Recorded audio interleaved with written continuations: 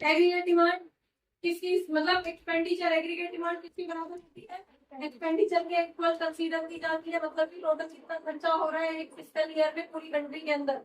ठीक है, अभी एक्सपेंडिचर किस किस नाम पे, या तो प्राइवेट कंजम्पशन के नाम पे, गवर्नमेंट कंजम्पशन के नाम पे, दूसरा इन्वेस्टमेंट के नाम पे, नेट एक्सपोर्ट के नाम पे। तो अगर हम सबकी समरी उठा के पकड़ लें तो खर्चे जो है सिर्फ दो ही नाम से होते हैं, या तो कंजम्पशन के नाम से या इन्वेस्टमेंट के नाम से। ठीक है, उसके लिए हमने एक फ्लो चार्ट, मतलब एक स्केड्यूल बनाया था जिसमें हमने इन्वेस्टमेंट को फोकस रखा था।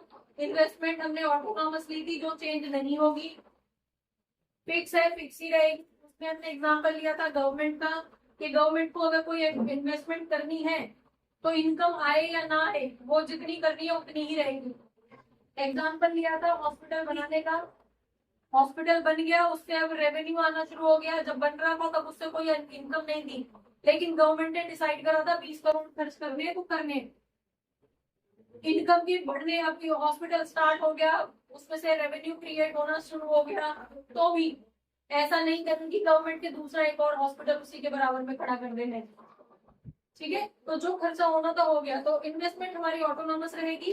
दूसरी तरफ जो कंजम्पशन है, कंजम्पशन क्या करेगा, एक लिमिट तक तो ऑटोनॉमस रहेगा, एक लिमिट तक मतलब जो कि कंपलसरी एक्सपेंडिचर है वो तो होगा ही होगा। ठीक है, जिसको हम किससे रिप्रेजेंट कर रहे थे, सी से, सी बार से रिप्रेजेंट कर रहे थे, that was autonomous consumption. Autonomous consumption कौन सा वाला होता है बताना जरा। ऑटोनॉमस कंजम्पशन कौन सा वाला होता है, हाँ जी,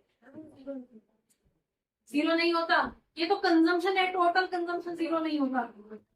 ऑटोनॉमस कंजम्पशन क्या है, एग्जाम में सपोज पूछ ले आपसे, बाइबल लेके फाइल लेके गए हो इतनी बड़ी, और एग्जाम में पूछ ले बेटा इसको रख दे, अब बता दे ऑटोनॉमस कंजम्पशन क्या होता है। कंजम्पशन फिक्स कभी होता ही नहीं है, कंजम्पशन फिक्स कभी होता ही नहीं, ऐसा कभी होगा ही नहीं कि आप अभी जो 1000 रुपए में खर्चा चला रहे हो लाइफ टाइम आप 1000 रुपए में ही खर्चा चलाते रहो, ऐसा कभी होगा ही नहीं। जो खर्चा होना ही होना, हाँ जी, जो खर्चा होना ही होना, कंपलसरी खर्चा जो है, अब कंपलसरी खर्चा किस टाइम पे, जो मेन कंपलसरी खर्चा है वो कब होगा, कि जब आपकी इनकम जीरो है, तब भी उस खर्चे को अवॉइड नहीं किया जा सकता। तो सिंपली अगर आपसे कोई ऑटोनॉमस कंजम्पशन की डेफिनेशन पूछता है तो सिंपल बोलिए, consumption at zero level of income, लिख लो sentence, autonomous consumption is consumption at zero level of income. ठीक है, सी बार इक्वल्स टू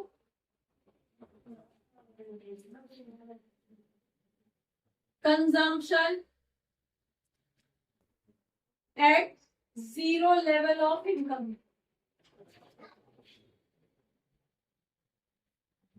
ठीक है, इनकम को किससे रिप्रेजेंट, वाई से, कौन से एक्सेस पे कर रहे थे, एक्स एक्सेस पे वाई दिखा रहे थे, क्लियर है, और वाई से हम इनकम को डिनोट करते हैं इकोनॉमिक्स के अंदर। ठीक है, आई से किसको डिनोट करते हैं, इन्वेस्टमेंट को, इन्वेस्टमेंट हमारी फिक्स थी, कुछ इस तरह का ग्राफ हमने बनाया था, इन्वेस्टमेंट हमारी फिक्स थी, डन। कंजम्पशन कहाँ से स्टार्ट हुआ था, सपोज कंजम्पशन यहाँ से हुआ था तो एडी हमारा यहाँ से इन दोनों के टोटल से स्टार्ट होगा, इन दोनों के टोटल से, और उसके बाद में चलेगा पैरेलल सी के। ठीक है, यहाँ पे कुछ कुछ पॉइंट जो एमसीक्यू के लिए रेज होते थे वो क्या था, ऑटोनॉमस कंजम्पशन क्या होगा, या कई बार आपसे बोल दिया जाता है at zero level of income consumption are 20 रुपए, तो आपको बताना है कि वो क्या है। ठीक है, इस तरह के क्वेश्चंस भी आएंगे जिनके बेस पे आप न्यूमेरिकल करोगे, तो इस तरह की लैंग्वेज यूज की जाएगी जहां पे डायरेक्टली नहीं बोला जाएगा कि ये ऑटोनॉमस कंजम्पशन है या सी बार है, आपको इस तरह की लैंग्वेज दी जाएगी जिससे आपको खुद आइडेंटिफाई करना है कि ये तो सी बार है, ये तो पागल बना रहा है। ठीक है, समझ में आ गया, डन। चलिए, इसके बेस पे हमने ग्राफ कैलकुलेट कर लिया था, कुछ पॉइंट जैसे सी से रिलेटेड आपसे पूछे जाते हैं कि ऑटोनॉमस कंजम्पशन या जीरो लेवल पे जो खर्चे हैं उसको क्या बोलेंगे, या सी का ग्राफ किस तरह से चलेगा, ठीक है, या एडी कितना होगा, अगर सी इतना है और ये इतना है तो एडी कितना होगा। इस तरह के छोटे छोटे क्वेश्चन आपसे पूछे जाते हैं। क्या सी कभी 0 हो सकता है, इस तरह के छोटे छोटे 1 नंबर के क्वेश्चन आपसे पूछे जाते हैं आपके बोर्ड एग्जाम्स के अंदर भी, आपके कॉम्पिटिटिव एग्जाम के अंदर भी, सीयूईटी के अंदर भी और इंटरव्यूज के अंदर भी। तो आपसे कोई बड़े बड़े क्वेश्चन नहीं पूछेगा। सीयूईटी पॉइंट ऑफ व्यू के लिए भी इम्पोर्टेंट छोटे छोटे पॉइंट्स आपकी यहीं से क्लैरिटी बनाते हैं, बेस से ही क्लैरिटी बनाते हैं। तो अगर अपने सब्जेक्ट को बहुत अच्छे से कर लोगे तो सीयूईटी के लिए कोई अलग से प्रिपरेशन की जरूरत नहीं। ठीक है, चलिए, तो ये तो हमने कल एडी किया था। एडी की कुछ सिचुएशंस हमने कर ली थी, कुछ कंडीशंस कर ली थी। तो अभी तो हमने demand point of view complete किया है। अब हम करेंगे सप्लाई, जिसको हम बोलेंगे एग्रीगेट सप्लाई। बता दो जरा, एग्रीगेट सप्लाई किससे रिप्रेजेंट करोगे? सप्लाई एस, एस है, एग्रीगेट सप्लाई वो एडी, तो ये एस होगा। अब एडी क्या था? एक्सपेंडिचर। तो सप्लाई क्या है? इनकम। सप्लाई कौन कर रहा है? Country, company. कंपनी कर रही है ना। सप्लाई का मतलब क्या है? जो सामान एंड सर्विसेज आपको सेल की जा रही है वही तो सप्लाई है। अभी सप्लाई कर कौन रहा है? कंपनी कर रही है। तो कंपनी अगर आपको सप्लाई कर रही है तो कंपनी को क्या मिल रही है? इनकम मिल रही है। जब हमने डिमांड को खर्चों से रिलेट किया था, तो जब इस खर्चों को पूरा किया जा रहा है, सप्लाई की जा रही है, तो वो इनकम से बोला, उसको बोला जाएगा इनकम। जब हम कंट्री की सप्लाई की बात कर रहे हैं तो हम किसकी बात कर रहे हैं? कंट्री की इनकम की बात कर रहे हैं। तो इसको हम बोलेंगे नेशनल इनकम। समझ में आ गया? नेशनल इनकम अलग अलग मेथड से सॉल्व कर चुके हो आप। तो नेशनल इनकम होगी क्या? कंट्री की इनकम। और कंट्री के अंदर जितनी सप्लाई की जा रही है, सप्लाई कौन कर रहा है?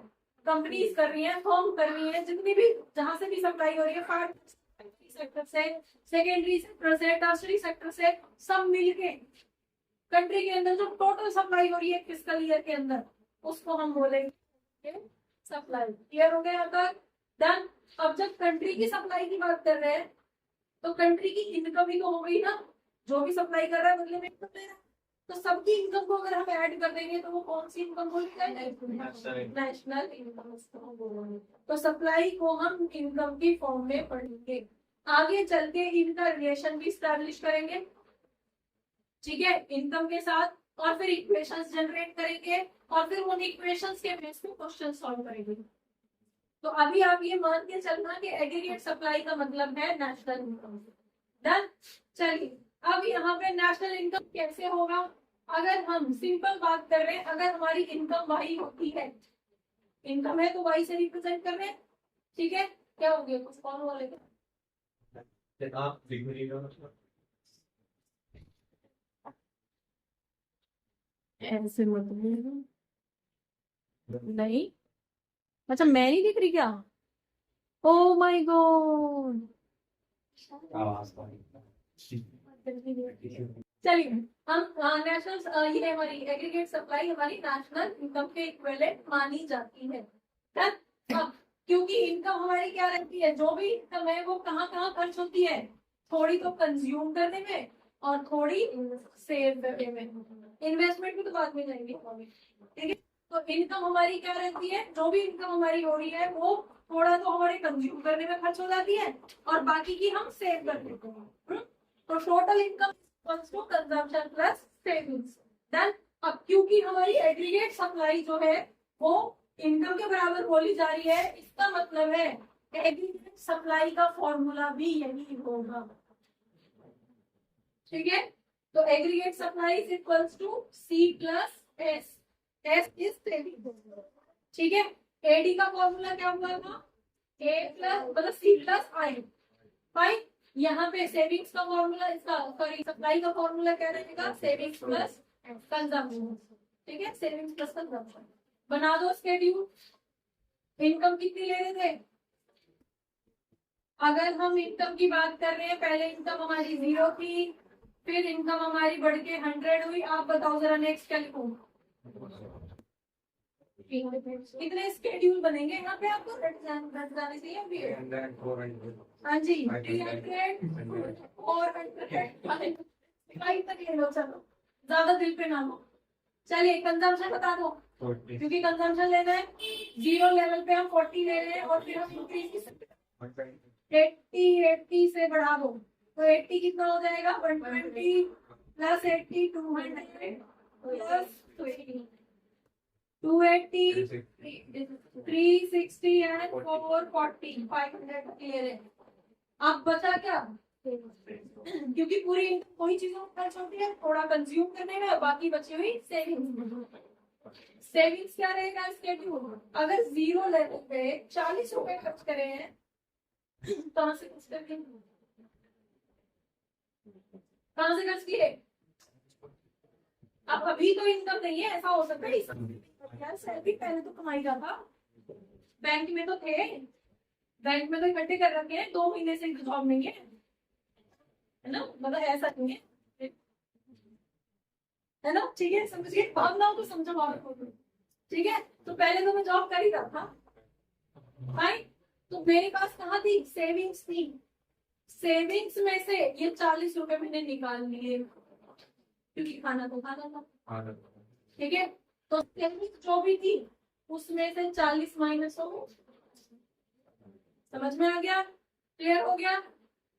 नेक्स्ट आपके पास यहाँ पे 100 में से अभी आपका क्या है 120, तो 120 में से कितना -20, फाइन। यहाँ इनसे आपकी 200 है, आपके क्या हो गए, तो यहाँ पे सेविंग्स 0, सेविंग्स पे कोई नहीं आया। दूसरी तरफ यहाँ पे 20 प्लस बच गए, 300 रुपए कमाए या 280 खर्च किए, 20 रुपए बच गए, फाइन। अब आपकी सेविंग होनी स्टार्ट हो गई, दोबारा से बैंक बैलेंस बढ़ना शुरू हो गया। नेक्स्ट 40 एंड देन 6, क्लियर हो गया, क्लियर।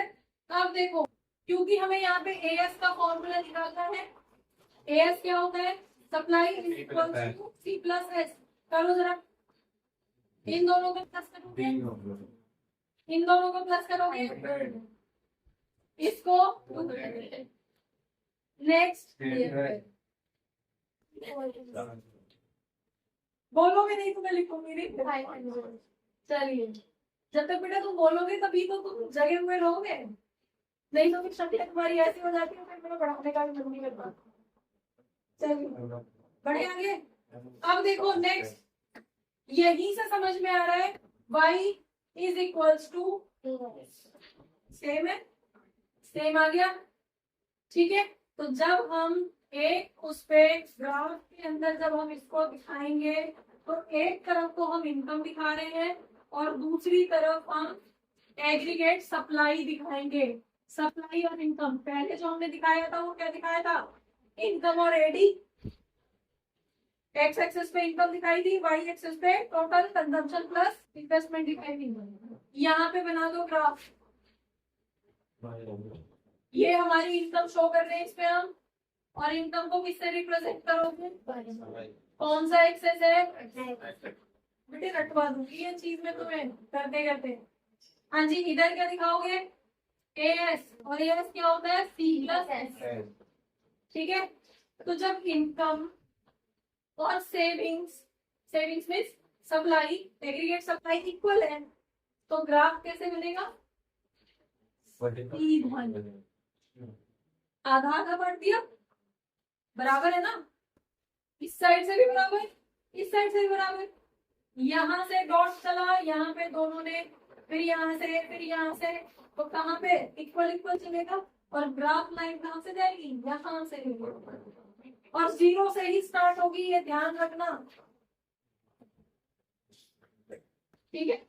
तो ये हमारे पास 90 डिग्री को जब आधा आधा बांट दोगे तो 45 डिग्री के एंगल पे एक लाइन खींच दी जाएगी। ऐसा क्यों हुआ, क्योंकि आपने पूरे ग्राफ को 2 हिस्सों में बराबर बांट दिया, क्योंकि वो दोनों बराबर है, ठीक है।